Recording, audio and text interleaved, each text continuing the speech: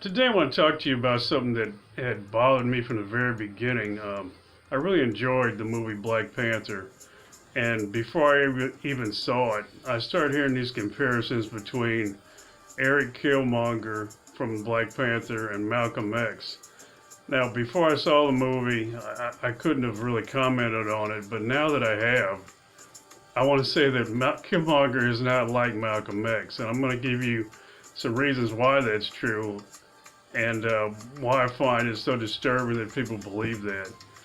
First of all, Malcolm X was a black separatist, so he believed that in order for black people in the black community to be strong, they had to separate from the influences of white supremacy and even the culture, the mainstream culture that was affecting them in what he believed would be a subversive and negative way.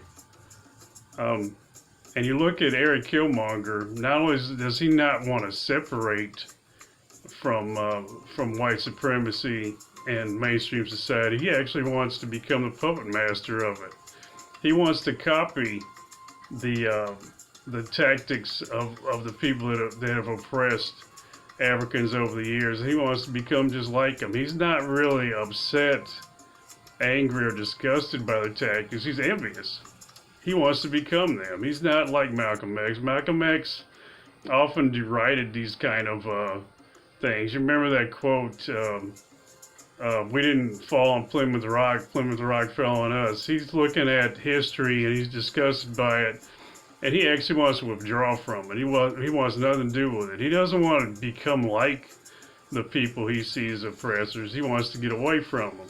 The opposite of Killmonger, who wants to actually sort of bathe in the glory of taking their place and being just like him. So no, Killmonger's not like Malcolm X there. Malcolm X never advocated kind of random violence as a way to bring about change. I mean, over and over again, he was a spokesman for the Nation of Islam. Nation of Islam, then and now, has always said they don't advocate terrorism. The Nation of Islam and Malcolm X never attacked people on the street. They never provoked violence. What they're known for saying is they were willing to use violence to defend themselves against violence. And they would often talk about how they didn't believe in the Christians who would talk about nonviolence and turn the other cheek. And they would say, well, if you hit one of us, look to get hit back. So it wasn't that he believed in just violence for the sake of change or violence for intimidation, but he believed, and the Nation of Islam believed when he was a spokesman for them, that if they were attacked, they were going to fight back and defend themselves. They weren't going to be passive, and they weren't going to use nonviolence as a tactic, but that was the beginning end of it.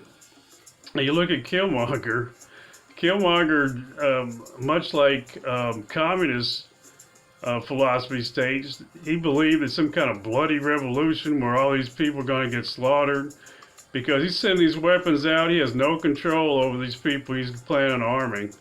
And what the end result will be is like anarchy and violence. A lot of innocent people will die. This isn't something Malcolm X would have thought about doing or approved of. You look at that scene in the museum where Eric Killmonger plots and poisons this woman to death. And he says, hey, your ancestors stole this, so I can put poison in your coffee and kill you today, and I'm totally justified. Now, Malcolm X wouldn't have agreed with that. Malcolm X wouldn't have done something like that. That's an insult to Malcolm X's memory to think that Killmonger's like Malcolm X, and Malcolm X would poison a woman in a museum like that. I don't know why people are jumping to even say or think that, because that's not something he would do. I think you can look at the limits of civil disobedience, and I could see, you see the artifact was stolen.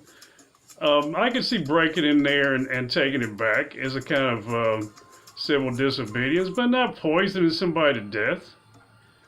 Somebody who wasn't at all directly involved in what happened. So, so you're saying that if somebody's father robs you, you're going to go and poison their great-granddaughter and you're justified? No, Malcolm X wouldn't have done that.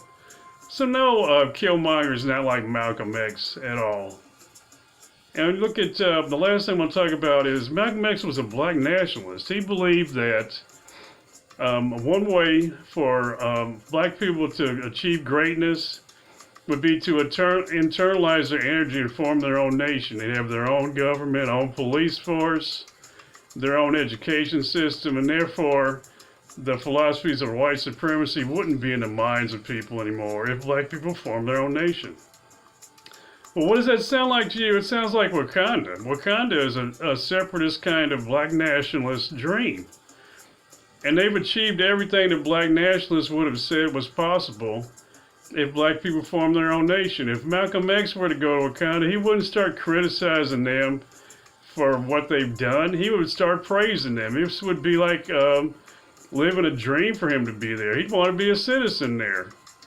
But what does Killmonger do when he gets there? He starts to immediately critique them for not doing what other things. He doesn't praise them for what they've achieved. And not only that, Malcolm X would have been proud of this legacy of kings that have kept this nation safe and uncontaminated by a lot of outside philosophies that tear people down in other places. He would have really gloried in what they had done. Killmonger is doing exactly the opposite. He's destroying Wakanda. He burns the heart-shaped herb as part of the royal line. He starts to bring division and all kinds of like death to this place that's been peaceful for the most part for all these years. And Malcolm X wouldn't do that if he came to Wakanda. He wouldn't do anything like that. He wouldn't advocate violence in this kind of uncontrolled, like chaotic way. And he would be very happy as a black nationalist to see a nation that achieved all this. So no, Eric Killmonger is not like Malcolm X, and there's no way he is. I mean, the real truth is this. Eric Killmonger from Black Panther is not in any way, shape, or form like Malcolm X.